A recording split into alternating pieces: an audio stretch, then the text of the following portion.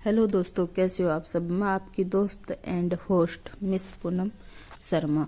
आज हम आपको एक कहानी सुनाएंगे जो कि है इंसान की सोच ही उसके जीवन का आधार होती है। कैसे होती है वो हम इस कहानी में आगे बताएंगे। 3 राहगीर रास्ते पर एक पेड़ के नीचे मिले। तीनों लंबी यात्रा पर निकले थे। कुछ देर रेस्ट आराम करने के लिए पेड़ की घनी छाया में बैठ गए। तीनों के पास 2 झोले थे, एक झोला आगे की तरफ और दूसरा पीछे की तरफ लटका हुआ।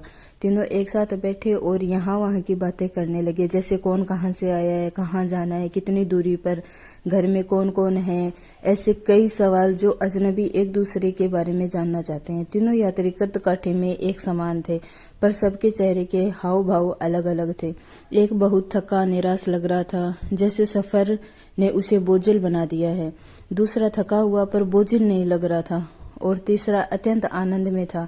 एक दूर से बैठा महात्मा जी उन्हें देखकर मुस्कुरा रहा था। तभी तीनों की नजर महात्मा पर पड़ी और उनके पास जाकर तीनों ने सवाल किया कि वे मुस्कुरा क्यों रहे हैं। इस सवाल के जवाब में महात्मा जी ने तीनों से सवाल किया, तुम्हारे पास 2 झोले हैं, इनमें से एक में तुम्हें लोगों की अच्छाई को रखना है और दूसरे में बुराई को, बताओ क्या करोगे। एक ने कहा, मेरे आगे वाले झोले में मैं बुराई रखूंगा ताकि जीवन भर मैं उनसे दूर रहूं, और पीछे अच्छाई रखूंगा। दूसरे ने कहा, मैं आगे अच्छाई रखूंगा ताकि मैं उन जैसा बनूं, और पीछे बुराई ताकि उनसे अच्छा बनूं।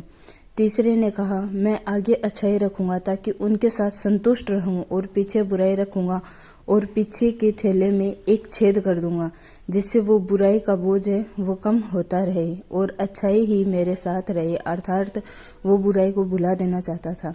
यह सुनकर महात्मा ने कहा, पहला जो सफर से थककर निराश दिख रहा था, जिसने कहा कि वो बुराई को सामने रखेगा, वो इस यात्रा की भांति जीवन से थक गया है, क्योंकि उसकी सोच नकारात्मक है। उसके लिए जीवन कठिन है। दूसरा जो थका है पर निराश नहीं, जिसने कहा अच्छाई सामने रखूंगा पर बुराई से बेहतर बनने की कोशिश में थक जाता है, क्योंकि वो बेवजह की होड़ में है।